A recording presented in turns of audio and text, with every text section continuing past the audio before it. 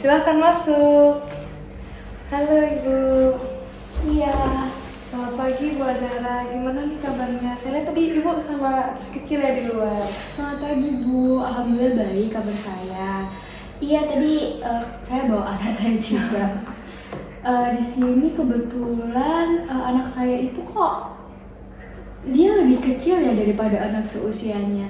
Tapi bisa jadi turunan sih karena bapaknya tuh juga kecil. Iya iya.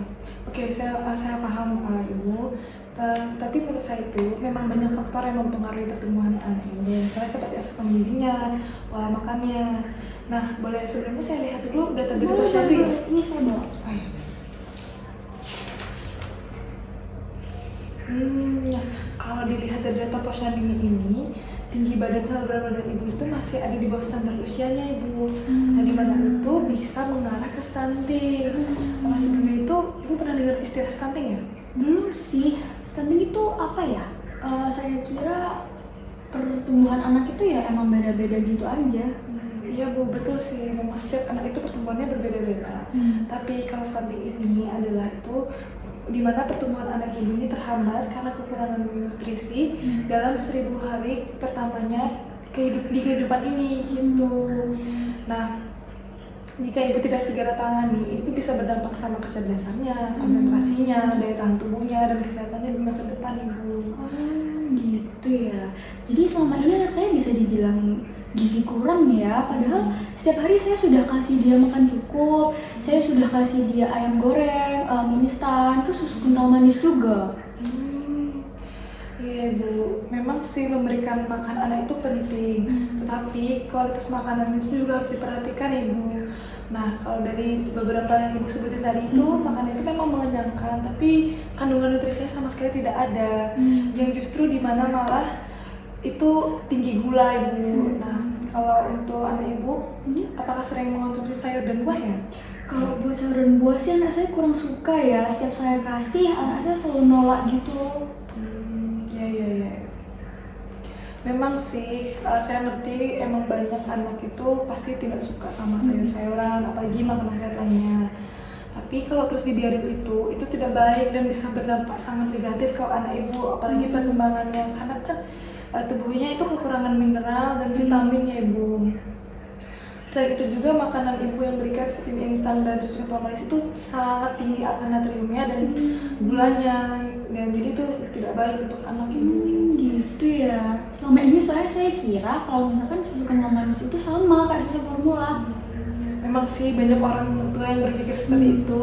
Padahal sebenarnya susu kental manis itu lebih banyak kandungan gulanya daripada susunya. Sebenarnya anak ibu tuh yang dibutuhkan itu adalah susu yang kaya akan protein dan kalsium. Nah, susu itu tuh seperti susu UHT, susu formula, sama ASI. Tapi sebenarnya yang paling bagus tuh ASI karena itu tuh alami dari diri ibu sendiri. Karena nutrisinya udah bener-bener sangat kaya akan nutrisi. Apa sebelumnya anak ibu masih menyusui? Kalau untuk ASI udah disapih sejak umur 1 tahun sih, karena anak saya sudah mulai makan banyak.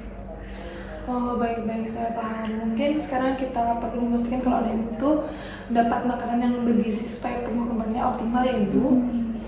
Saya gimana ya tapi caranya, karena saya juga pingin gitu loh kalau misalkan anak saya itu tumbuh normal, tumbuh sehat.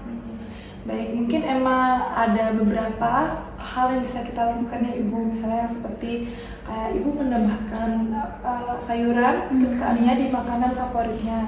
Seperti misalnya telur, ibu bisa campurin telur itu dengan brokoli, wortel kayak gitu.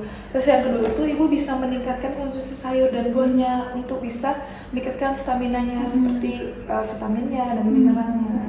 Dan juga ya, terus selanjutnya itu ibu harus kurangin makanan yang mengandung gula yang tinggi, misalnya seperti susu kental manis dan susu-susu lainnya yang kandungan gulanya tinggi.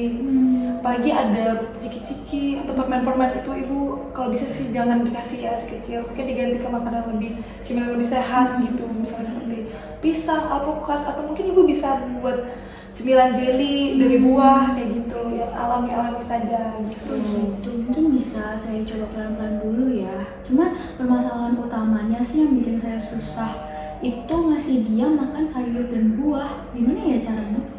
Itu memang tantangan kebanyakan orang tua sih, karena memang mungkin rasanya sangat pahit ya dari sayur. Jadi anak-anak tuh cenderung tidak suka banget itu. Mungkin bisa coba dari misalnya ibu itu buat tampilan yang menarik.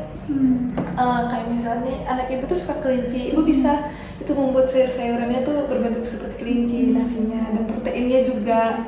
Ibu harus jangan lupa untuk selalu memberikan protein dan sayuran. Ya sayuran mungkin tidak perlu banyak, tapi sedikit saja. Tetapi ibu bisa memberikannya lebih sering.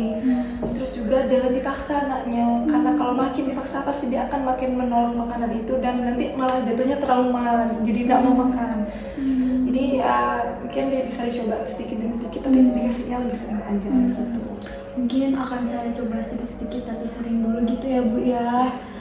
Oke, terima kasih banyak ya Bu. Ibu sama-sama, semoga kedepannya anak ibu bisa dapat asupan nutrisi yang baik sehingga tumbuh kembangnya. Mungkin ibu bisa lain kali konsul lagi dengan saya.